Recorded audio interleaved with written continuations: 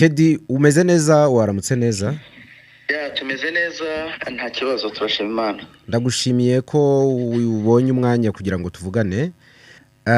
Nagira ngo twongere tuganire ku biri kubera hariya mu burasirazuba bwa Congo mu ntambara ihanganishije umutwe w'abarwanyi wa M23 ndetse na coalition ya Congo.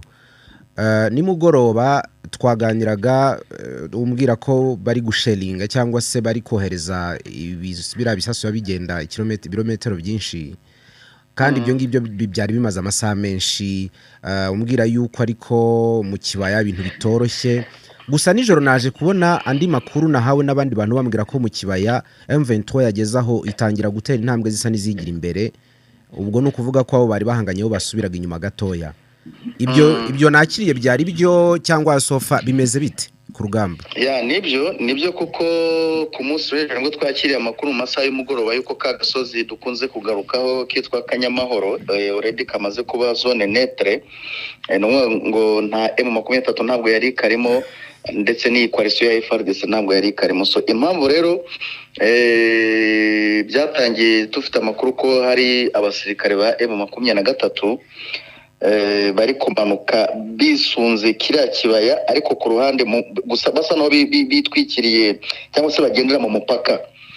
Aba bagabo rero already babaga bari hejuru cyangwa se bari kure cyane ya Kanyamahoro ariko none barisize inyuma sinzi nimba iyo formule uri kuyumva ngo banze kujya mu gasozi ka Kanyamahoro ngo barwane n'ingabo zirimo ahubwo basa naho bagaciye mu Rubavu ariko baciye hafi y'umupaka. So aba no muri coalition rero nyuma yo kubona ko basa naho bashizwe hagati muri kara gasozi, ntekereza ko rwose aricyo cyabateye icyugazi bagahitamo kugengwa cyangwa se kuvanamo ibikoresho byabo n'ibirindiro byabo nyirizina. Mbere Kanyamahoro bwagenzurwaga nabande mbere? Yagenzurwa n'ingabo za FARDC ariko by'umwereka makuru yavaga hari yavugaga ko ari FDLR zirimo cyane. FDLR nayo barakorana ubwo nta tandukaniro urebye.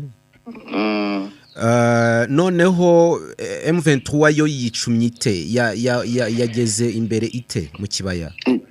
Nyuma yuko habaye zone neutre cyangwa se coalition yikuyemo muri kara gasozi M23 nayo ntabwo yahise ikajyamo kuko na gasozi kagiye kabaho ibirindiro bitandukanye. yase yigeze kuhagira ingabo, FDLR zigeze kukabamo, M23 yigeze kukabamo, na gasozi bahora batsimburanwamo bivuze ngo n'ibihome by'ubwirinzi bikarimo byinshi cyane. So ibyo byose rero muri iki gitondo nibwo bihindutse ku mugaragaro. Amakuru avuga ko M23 byayisabye kuzamura drone. Urabizi ko intambara irimo iranifashishwamo drone cyane, yaba iz'ubutasi ndetse n'izindwanyi. So mu kuzamura drone rero already bari batangiye no kurasa ku buryo bugaragara M23 kandi noneho ubona ko yigira imbere. So muko kwigira imbere rero byaje no kumenyekana ko M23 hari abazarendo iri guhura nabo ikabambura intwaro yamara ikababwira ngo basubire mu rugo. Mu gihe ni ibintu bitari bimenyerewe, ubundi bimenyerewe ko imbohe z'intambara icyo twakwita ko ari imbohe z'intambara iyo zifashwe na M23 cyangwa se leta hari ubundi buryo babigenza ari kubafunga, ari ukujya kubasubiza mu gisirikare. Birakorwa cyane cyane kuri M23 twagiye tubibona nk'abazarendo biyoza amasisi bagiye bafatwa za Rubaya, ukabona hari ukuntu bagiye kwa traininga ejo ukabona babaye abasirikare ba M23. Kubera icyo uvuze ngo bikorwa na M23 gusa? Impamvu mvuze ngo inshuro nyinshi twagiye tubona M23 bikora nuko kuri FARDC ngira ngo biragoye ko wabona amakuru y'imbohe z'intambara bafashe. Akenshi ujya kubona ukabona bakweretsa abantu nka babiri atabanga bana ba M23 n'abasirikare b'u Rwanda, ariko nyirizina kukwereka umusirikare wa M23 uri official cyangwa se M23 kemera karuwayo biragoye. Wenda iyo ni tekinike ya Kongo ariko tutahita tuvuga ko Kongo wenda igirira nabi imbohe z'intambara. Ni ibyo ndi kwibaza. Icyo nari mvuze bwana Gentil, navugaga ko byibuze bamwe mu basirikare ba coalition bafashwe na M23 nyuma ubabona kuri ligne de front bakakubwira ati giye na Muzarendo hano tuvugana narangije kwiga. Wabonye witwa Colonel Nsabimana atanga muri meeting hari ya Minova yaravuze ati abantu birukanye izi ngabo za FARDC n'abarundi hano Minova n'abazarendo bavuye muri za Rubaya, ubwo ni muri Masisi n'ahandi, ntago ari abandi basirikare n'abatu joininze. So akagwa bitandukanye no kuri ku ruhande rwa leta ntago baravuga ngo uyu ni umusirikare we mu 23 twasubije kuri ligne de front nicyo nagiraga musobanura. Okay, ndabyumvise. Ukomeza noneho wari muvuga ukuntu rero narimo nkubwira ukuntu M23 muri urugamba rwo mu kibaya iri kururwana ku buryo budasanzwe already iri kugera ku bazarendo yaba ari muri ambush already niba drone iri mu kirere iramureba we ntayireba umusirikare w'umutoza akamugeraho aho yabundamye ati byukasha ndi muri sekeje twahabwaga n'abantu bari hariya bavuga batabaza rendo bacanganye ikiyo bitewe n'uburyo ki M23 iri kubasubiza mu rugo nyamara gufatwa n'uwo muhanganye ubundi babizwi neza ko amahirwe menshi ubugomba kuba uhatakariza ubuzima cyane cyane nk'intambara irimo inyeshyamba ngira muri cyo kiri kuvugwa muri iki kibaya muri aya masaha.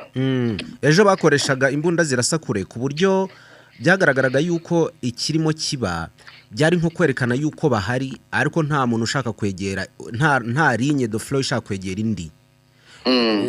Ubwo se kurasana kwa nimugoroba no kwa mu gitondo ho bakoreshaga imbunda ntoya bari begeranye mu gitondo bari gukoresha imbunda nto n'imbunda nini kandi ubona ko bari no kwa divasinga bigaragara cyangwa se bari kwigira imbere bigaragara n'amaso kuko nk'ubu iyo Kanyamahoro nakubwiraga bari kure cyane yayo bayirenze bageza yitwa kwa Mama Olive niho bari kurwanira ubona ko byahinduye isura bitandukanye n'ejo wabonaga buri umwe wese ari kurasira mu birindiro bye utuvugana rero aricyo bita advancing ku ruhande rwa M23 mu kanya gato hari n'amasasa avugiye hano hafi rwose y'umujyi wa Goma baravuga bati wasanga ari ingabo z'u Rwanda ngo zambutse cyangwa se zigiyeyo n'abakongomani bari batangiye kubivuga ariko turakurikiranye dusanga n'abasirikare ba FARDC barimo kurasa bikanga ko mu by'ukuri bashobora kuba ngo binjiriwe kuko mu kanya hari umuntu mvuganye nawe uri Rubavu ni umuturage uri Rubavu ambwira yuko ngo bumvise amasasa adasanzwe muri amasaha mu gitondo mu masaha saa 12 zishyira saa moya. Yego kuri Borune 13 rwose havugiye amasaso ni hano hafi y'ahitwa za Rutagara ni mu Rutagara na gace ko mu Rwanda ariko nako gakora kuri izi za iyi groupement ya Munigi ndetse na za Kanyarucinya so rero bumvise havugiyemo amasasu menshi cyane na hano hari ingabo nyinshi hari SADC hari Wazarendo hari FRDC hari Hibu ya Special Force ya FRDC urumva ahantu ngaho niho n'ibintu bishyushye mu kibaya ruguru gatoya ntago habura amasasu so ayo masasu rero ari menshi abantu baravuga bati cyane cyane abakongomane bati noneho M23 yinjiye ku mugaragaro ati kandi yinjiye iturutse mu Rwanda ariko ukuri tumenye nuko ari izo ngabo zitangiye kurasagura ntituzi ngo ziri kurasa iki ariko amasasu n'amagingo no baracyavuga bwana Gentil ariko ubwo M23 se bayikangaga ko yabiturutse nka iri mu ihe position bahora bikanga ko urabizi ko aba bagabo ntago bemera ko barwana n'inyeshyamba bo ubwabo bemera ko barwana n'igihugu cy'u Rwanda bakavuga bati rero u Rwanda nirwo ruzatera ruciye mu mipaka ibintu byinshi cyane bagenda banariza ariko bidafite facte so rero arimo gato tubana nayo muri Goma sinzi niba ibyo bintu utajya ubyumva babivuga ati yatugezemo ngira ngo niriya gahunda yo gushyiraho ko abamotari bagomba kujya bataha saa 12 ngo kwari ukwirinda ko ngo M23 ngo yajya bavuga ko ngiri mu bamotari iki n'ibiki urumva ko bahora bikanga M23 mu mpande zose ariko Kedi ntaguciye mu ijambo M23 n'abasirikare bazi bya gisirikare n'amatekinike no kuba bakora icyo bita infiltration ibintu bisanzwe kuba bajya mu bamotari bagakorana n'abaturage bihinduranyije kuba bajya mu bacuruzi bamaneko ba M23 kwikanga numva ari ibintu bisanzwe kuko bari kurwana n'abasirikare nyine gukora infiltration ibintu bisanzwe nibyo twagiye tunagarukaho tuvuga tuti ni gute M23 yabiri mu birometero 15 ihamaze umwaka urenga ikaba idafite abasirikare muri uno mujyi urugero nkaza Kibumba ni ahantu hakora urugendo n'amaguru isaha imwe ukaba uri muri Goma indani so urumva rero uwo muhanganye muranaturanye mu birometero bike bishoboka hanyuma kandi wareba ukuntu abamotari bava muri area M23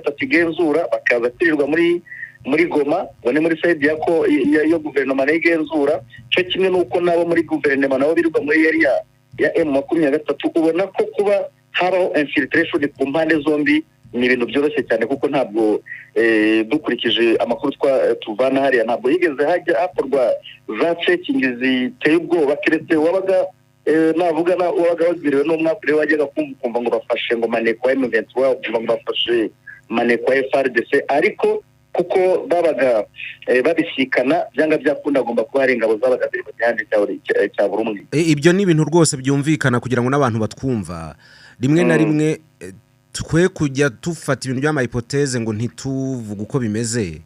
Ntabwo ushobora kumbwira ukuntu umujyi wa Goma utarimo abasirikara abo ari bo bose, yaba yewe na Rubavu ntibyabura, yaba ku ruhande rwa Kongo yaba no ku ruhande rwa M23. Biriya ni ibice bituwemo n'abantu bagomba gukora infiltration. Numva nta kwikanga ni ibisanzwe. Yego, keretse ubaye birebera hafi, keretse uri umusivile, ahubwo umusivile niwe wakaba naho umusirikare yo gukora infiltration n'akazi ke n'inshingano ze. Keretse ushaka kubona wenda nyina abona kira umwami ngo kukamubona Kibumba ngo niburi bwemere ko FARDC iri muri Kibumba muri Eneoza M23, ariko abasirikare basanzwe cyane cyane bo mu butasi ntabwo nahamya ko batagira muri M23, ntabwo nahamya ko M23 batagira muri Goma rwose. Ni ubundi niko insinzi ya gisirikare nyine iboneka, umwe akoresha amayeri menshi cyane n'ubutasi niko bigenda. Hanyuma ubu twavuga ko kiriya kibaya ari nde ukigenzura noneho muri iki gitondo? Iki kibaya rero nkurikije ukuntu ibintu bimeze ubu tuvugana, biragaragara ko uruhande rumwe rwose ni kwa kundi abakurikira umupira bavuga ngo ikibuga cyasuramye, kuko nkaho kwa Mama Olive bari kurwanira uredine muri kimwe cya kabiri cy'iki kibaya, urava kwa Mama Olive ugere Kilimanyoka, ibyo byose byari n'ibirindiro bikomeye bya FARDC, urava Kilimanyoka ugere za Kibati, ugere ku Gisheke, hose habaga ari ibirindiro bya coalition ya FARDC kandi bikomeye cyane cyane nk'ibibunda bya Muzinga naho ngaho byabaga biteretse. Mpamya ko ubu ngubu atariho bigiteretse kuko ntabwo M23 yari kurwana kwa Mama Olive ngo ubu giteretse Igifaru aho ngaho za Kibati, ngo ubu giteretse Igifaru aho ngaho za Kilimanyoka, ni ibintu bidashoboka. So iki kibaya rero mwitega ahubwo ko wenda hari n'ushobora kumva iki kiganiro turimo kugirana ubu ngubu cyamaze no kwigarurirwa na M23. None se amakuru mbona ko Kanyamahoro barangije kuyifata ndetse ko bagose Kanyarucinya, byari byakugeraho? Ya nibyo nakubwiraga, ni already Kanyamahoro bayisize inyuma, pari raporo naho navugaga kwa Mama Olive. Kwa Mama Olive warenze, kwa Mama Olive ubwo ni imbere cyane, warenze ibirindiro bya Kanyamahoro. Okay. Hari abantu bavuze yuko bamwe bavuze yuko babonye hari amafoto amwe, ariko hari n'abavuze ko babibonye n'amaso, sinzi ukuri kwabyo, amafoto y'abasirikare benshi ba FARDC na coalition yabo barimo bivana muri biriya bice bya Kanyamahoro bagenda bakoze irara amasingorane ya gisirikare miremire, basa naho bagenda bivana muri iriya misozi bagenda n'amaguru nta kurwana. Ibyo bintu ayo mafoto wayabonye? Yangira ngo uretse n'ahangaha mu kibaya urugero rwa hafi rurari hariya zamukunga, warabibonye ukuntu bagiye bava mu bambiro bakoze musururu moja bagenda, ubona ko byabayobeye, abandi amamodoka ubona ko barakaye, abandi barira. Ndagira ngo rwa rugamba rwa mu bambiro wenda turugarutse kugira ngo abantu bumve ibiri kubera muri iki kibaya, nuko wabonye ko abantu bagiye bavayo. Hari amakuru dufite ko ari abasirikare ba FARDC already bari bamaze gutangira kwinjira mu makaritsiye, ubona ko bari kurira bavuga bati twaragambaniwe ibiki n'ibiki, n'amayinifomu bayakuyemo already bamaze kwiyondora abasivili. So ibi hano mu kibaya rero ntabwo bitandukanye cyane n'ibyo byabereye muri cya kibaya cya Mugunga, by'umwihariko muri kara gace ka Kilimanyoka plutôt ka Mubambiro. So mu kibaya harimo coalition icyo bita effectif nini cyane, kuko na ahantu hari Wazalendo, ziko Wazalendo baba cyane, harimo FDLR nazo zitari nke, harimo Sadeke, harimo FARDC nayo yari kirimo. Burya urumva kuba bamwe batangira kurondeka bava muri iki kibaya bakora wizero baza mu mujyi wa Goma ni byoroshye.